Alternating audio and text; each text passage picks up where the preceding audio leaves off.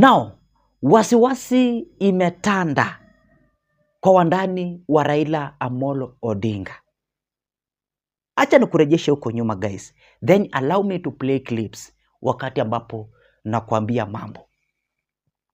You see guys, hii story place ilianzia na place imefikia imewasem. Place ilitokea ilikuwa tu kwa urahisi. Na ilikuwa ni kama rumors. But imefikia mahali imekuwa serious story.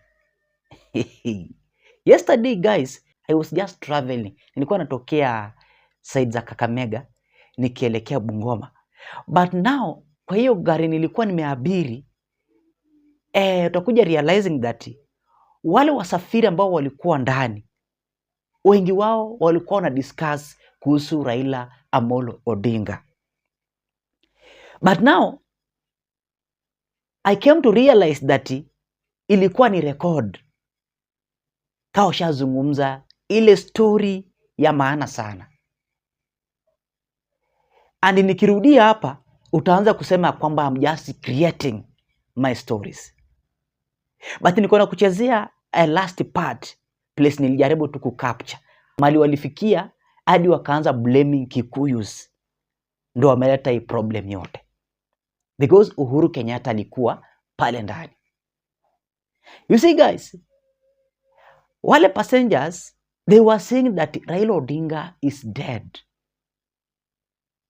And unajua, kama prominent leader, kama huyo, Raila Odinga, hawezi tangazwa ovyo ovyo kwamba ametuacha. Unaona guys, I was just listening, but baadaye nika realize ilikuwa ni record. Unaona guys, but ikawa too late for me to record it. By the way, the next president is Kalonzo Musyoka. Get it right. Mupereke wapi? Tunataka tu Kalonzo. Wakikuwa na pigapo tunaleta hii shida. And ukweli wa mambo ni kwamba yesterday, the same day, Ida Odinga alijaribu kuzungumza. She was speaking. And ukiangalia body motion yake, Raila Odinga hayuko sawa. I can tell you. Raila Odinga hayuko sawa. Na imeleta wasiwasi. I don't know kama umeona William Ruto mahali akijaribu kuzungumza. Unaona? William Ruto tangia Raila Odinga a release speech yake ya kwamba is not going to support President William Samoei Arap Ruto. Hapo ndo William Ruto pia alichange. Unaona? Alichange uhusiano wake na Raila Amolo Odinga. And usisahau, hizo ndo siku Raila Odinga alidisappear.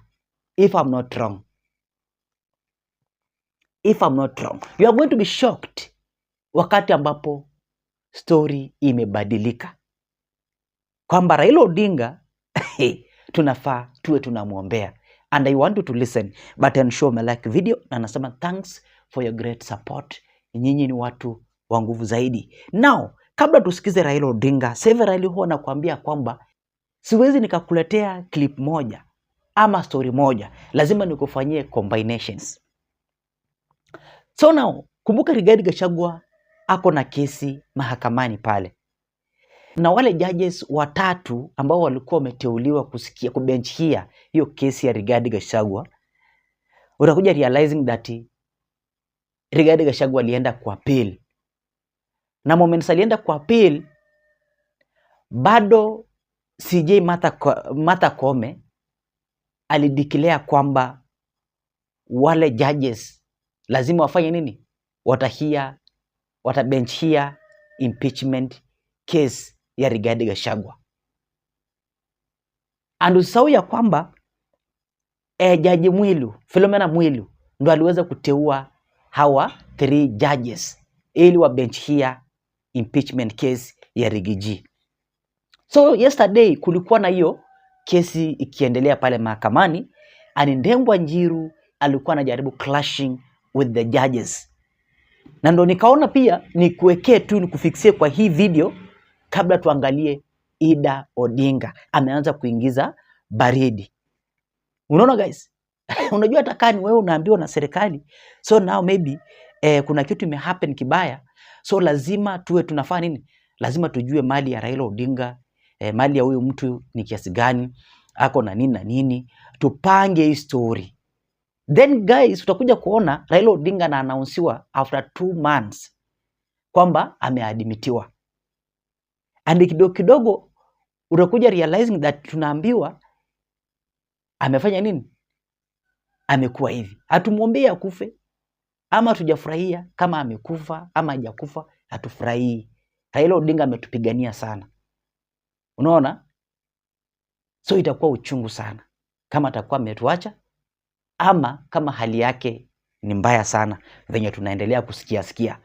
Unaona guys? So now acha tusikize pale kotini jinsi ambavyo mambo yalichemuka. Ndengwa Njiru, lawyer wa Rigathi Gachagua, clashing with the judges. Sikiza. The reason for this application, Yona, is that it's a considered view, both the appellant... Mr. Ndegwa, I don't think it is a subject matter of this court to discuss matters before the court. Yes, I'm just giving the synopsis. No, we don't need that. I think you should go to you should deal with what is relevant for us. You cannot file a matter in the Court of Appeal and you want to come and discuss it here. I have not argued it, Chairman. I have not argued the substance of this matter. All right. Whatsoever. All right. But we simply are not interested in the proceedings in the Court of Appeal. But you can just tell us how it impacts our proceedings now. I don't think I can address you on how it impacts on your proceedings without giving you the synopsis. We don't need the synopsis of your pleadings in the Court of Appeal. I think we are clear on that. Will it therefore suffice to mention that the application is seeking for stay of proceedings? Yeah, you can mention that, but you don't go into the substance. Will I have ventured? If I say so, will I have ventured into the application? No, we are not interested in the proceedings before the Court of Appeal. Just tell us that you have ABC proceedings in the Court of Appeal and what is then the impact of that. Okay, what's the impact of the application? And I hope I will not have ventured beyond the directions given by the court. And I therefore need to be a surgeon to precisely dissect this, is that the application is seeking for the stay of the proceedings. Number 2, the application was necessitated by the orders you granted about the manner in which you consider the previous application. So it's a considered view that the proceedings of this court are being challenged in the Court of Appeal. I think that's fairly obvious that that's why you filed the appeal. I don't think we need to waste so much time by you discussing the matters you filed in the Court of Appeal. I think you should tell us that ABC did the Court of Appeal. Now, therefore, what is the way forward? Because we're here for directions. Now, the way forward, therefore, the way forward we are seeking is whether it would be prudent and in good order for the court to proceed during the pendency of that matter. Thank you. Number 2, whether or not during the pendency of that matter, which will have serious bearings in the current pleadings, party would sufficiently comply, noting that the outcome of the appeal will have serious bearing on the proceedings before you. Is there anything else you want that I may seek to clarify? I don't think you need to say. Have I satisfied your urge? Yes. I hope so. I would urge that if whatever point you want to raise has been raised, please note that we have noted it down. There's no need for repetition. Yes, Your Honor. I'll not repeat what has been said by my... If I may, sorry, Counsel, except that Mr. Njero posed questions. So you posed questions, is it in order? So I think I'm asking you, what is your submission? He said, is it in order that these proceedings proceed? Is it in order that the parties comply? Are you perhaps, what are you saying, that it is not in order?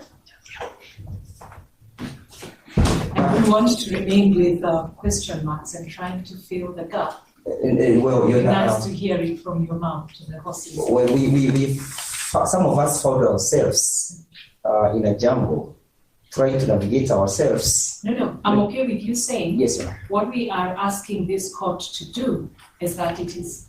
Is to grant us more time to await and see the outcome of the decision of the Court of Appeal. And not to insist on compliance. Do I hear you right at this point until?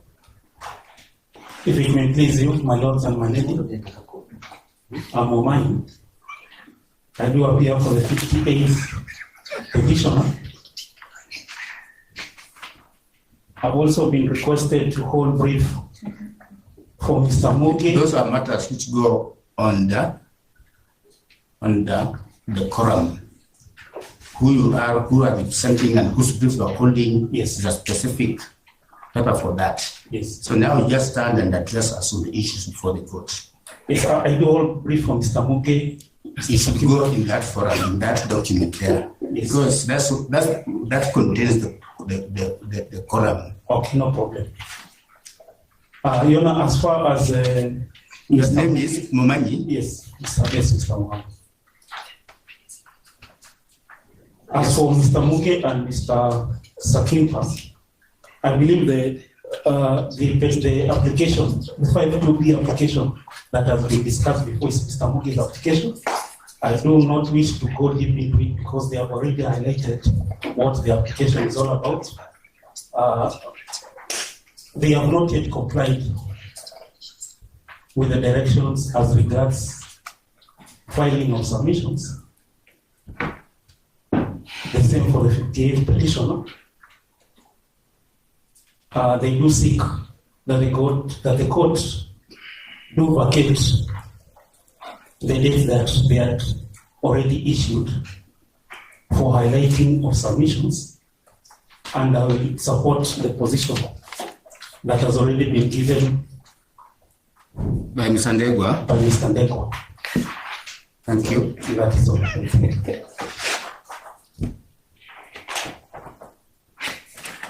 Yes. Mr. Kibe, you don't have to speak anything if you feel that you have been properly represented by the parties who were. Yes, I will not repeat anything that has been said.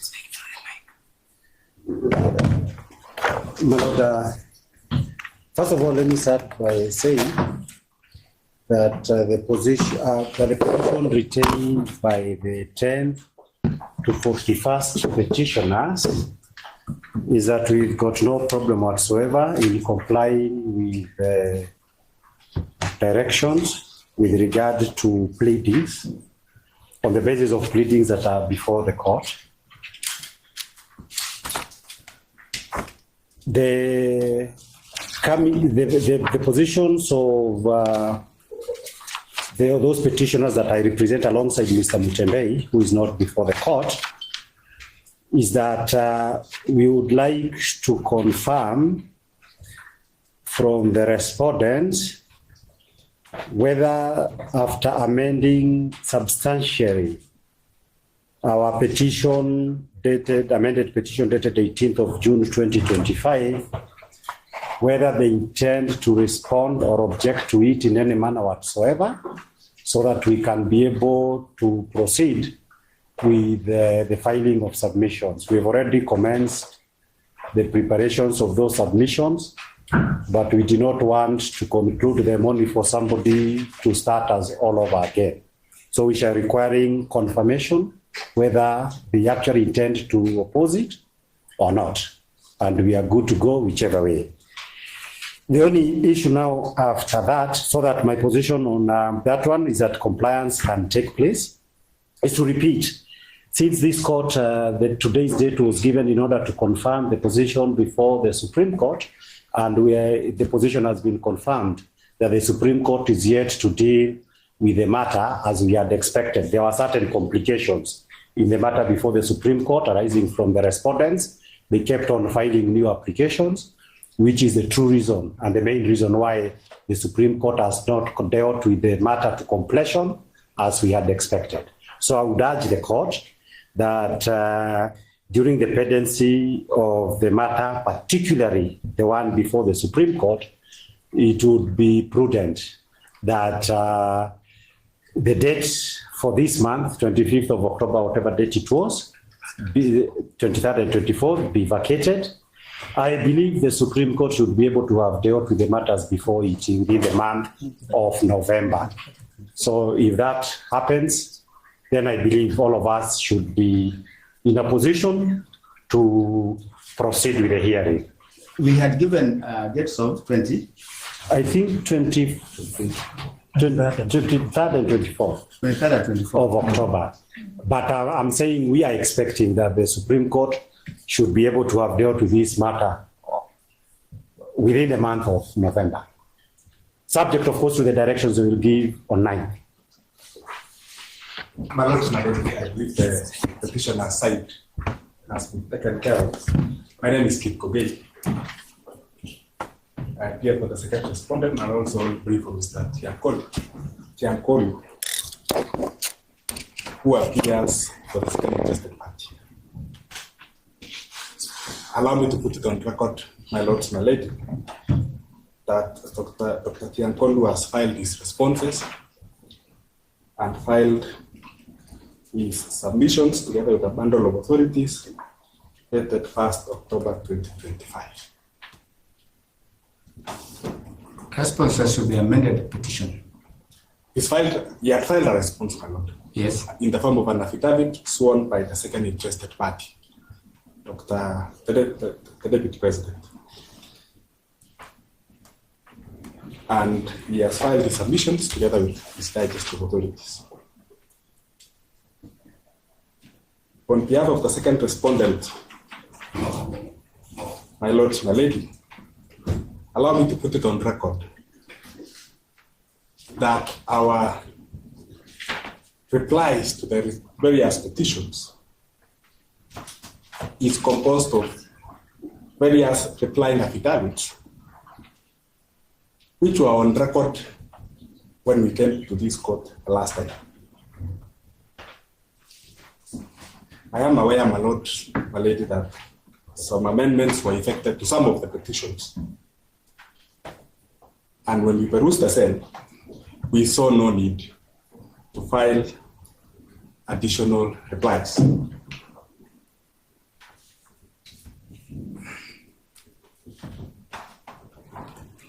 The replies we had on record were sufficient to address what had been raised in the petition as amended.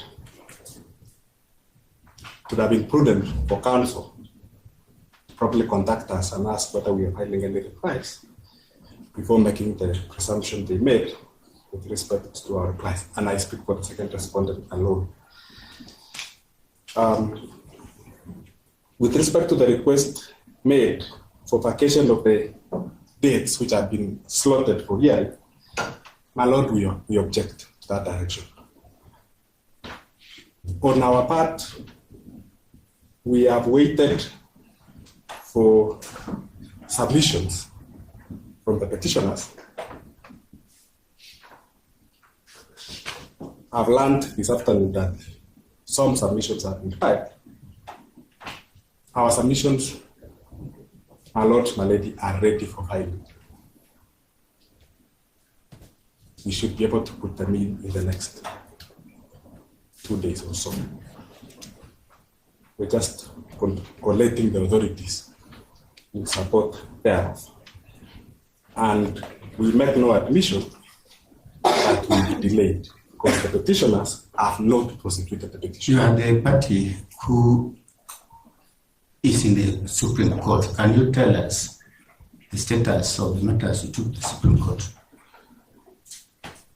And whether these proceedings can proceed in light of the pendency of those matters? That was going to be my third issue and last issue, my lord.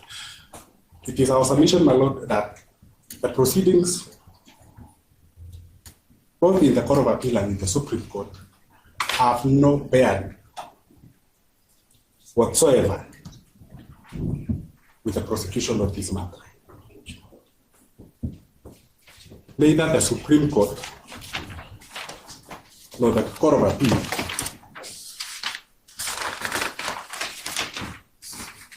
have considered requests for stay. And so it's our submission, my lord, my ladies, that there would be no justification for this court to stay the proceedings or to forget the hearing dates are just slotted. My lord, this matter is enjoying a point like this last year.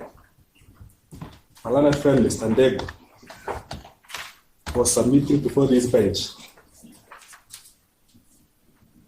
that the presiding judge of the bench is closely related to his wife. This matter is enjoying a year's anniversary today. I would submit a lot that we go to the merits of the matter so that it can move to the higher echelons of the justice system. I would urge that we maintain the dates which were been slotted. Right, we have considered all the submissions made by learned counsels. In light and the following directions to hereby issue, in light of the pending matters that are before the Court of Appeal and the Supreme Court, and in deference to the Committee of Courts deem it fair for good order to vacate the earlier dates that have been fixed for highlighting of submissions in this matter, being the 23rd and the 24th of October 2025. On the issue of compliance, we have noted that some of the respondents have complied, yet some are yet to comply with our directions. There is urgent need for this court to be able to manage this case, and as such, the respondents who are yet to respond to the amended petition shall do so within the next 7 days, without the option of an extension. Thereafter, the petitioners shall file their written submissions and or further submissions as the case may be within 14 days of service of the responses. Corresponding period is equally granted to the respondents to file their written submissions. We will mention the matter again to confirm compliance with these directions, to confirm the status of the matters that are or may still be pending before the Court of Appeal and the Supreme Court, and for purposes of fixing dates for highlighting of submissions, if that case will present itself, on the 16th of December 2025 at 2:30 p.m. Ikawa hiyo kesi imesukumwa tena December 2025. So now acha tuangalie Ida Odinga. Ako comfortable. She is trying to tell us that Raila Odinga is not sick. He is not sick. Raila Odinga anaenjoy.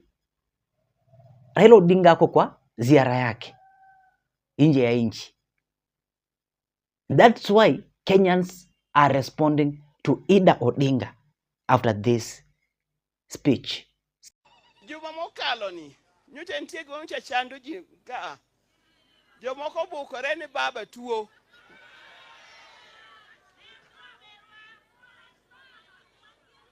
ne be no racha nyako wacho no da kele bana hospital mami gorika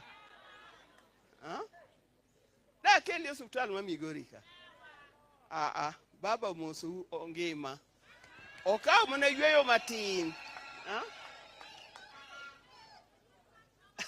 apenji ngat moko da kode to nge nade ma anta kiani apenjo ngat moko da kode to nge nade molongo ruokno ma anta kia gima wacho nu adiera baba is okay o kamano eru kamano Nyasaye ogwedhu Nyasaye okonyu Nyasaye oritu kendo bed kodu ndalo duto Ero uru kamano. So guys, sijui kama nyinyi mmesikia hii story, but allegedly Raila amelazwa ako hospitali, and it is said that he's in critical condition. And what baffles me and what amazes me ni watu kushinda kutuambia, oh pray for Raila, oh pray for Raila.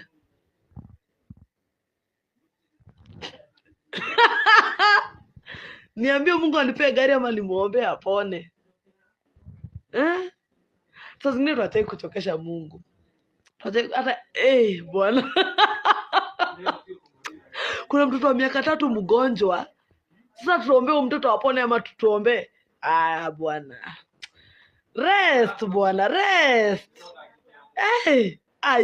Wacha ni anyway, thank kuongea msee. Jenzi badi. But you get my point. I know you get my point. Tuache kuchokesha Mungu. Tuko na maombi mingi, tuko na maombi ya kuambia Mungu. Pia kuna mwingine tunataka agonjeke baba yetu, pia huyo mfikishie, you know. Yeah. Kiodo maodo ni maige.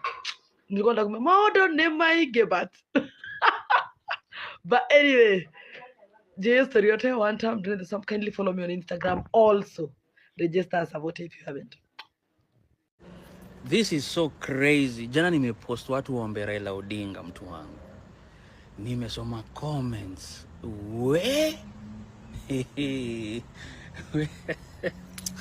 Nimekuwa nikisoma comment nasema kuna mwingine anasema ati Raila apate nafuu ende nao wapi? Nyinyi wa Kenya mmenishinda. Na kwanza hata mchukui kura. Guys, now intelligence imetufikia. Inatuambia kwamba Raila Odinga's whereabouts is stage managed. Raila Odinga kukuwa Nairobi Hospital ama kuwa li funeral, hiyo story ni stage managed. Raila Odinga is part of the problem. Yeye ndio problem kubwa sana ambao Wakenya tunapitia. We are suffering because of Raila Odinga. Amechangia pakubwa sana.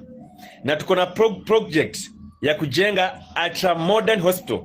We need 15 million Kenyans each contribute 100 shillings to make 1.5 billion Kenya shillings. Na wameona kwamba inaenda kuwezekana. So mwao kukigeti confusion. So whether Raila Odinga could live funeral home ama Raila Odinga ako Nairobi Hospital is none of the business from now. Kenyans, let's get focused. Raila Odinga is part of problem we are facing, not focus kujenga hospitali. Cheers. ODM party wameshare location ya Raila Odinga, na from hii picha unaona hapa, ukizoom kabisa pale hivyo kwa left pande ya juu utaona mazee Raila Odinga ako King's College Hospital London, lakini sasa mazee branch ya Dubai. Na ule mwenye ameshare hii picha ni Philip Etale, huyo ni communication director hapo ODM, na wakati ameshare hii picha anasema baba enjoying a match between his favorite team, unajua baba ni wa Arsenal, and their neighbors West Ham yesterday somewhere in this world. So somewhere in this world mazee, unajua DCI ukizoom kabisa utacheki somewhere ni King's College Hospital. Uanga ni very bad. He was excited when the Gunners gunned down the Hammers 2-0. Sasa mazee mahali penye story iko, nimeingia mazee pale hivyo Google nikaangalia hii King's College Hospital ina specialize na nini mazee, nikapata hii King's College Hospital ina specialize mazee na stories za transplant, na ni transplant ya liver unanipata, na bado pia yani inatibu mambo za liver diseases, bado kuna neurosciences, yani ni story tu na liver. Aidhuru acha tungoje official communication.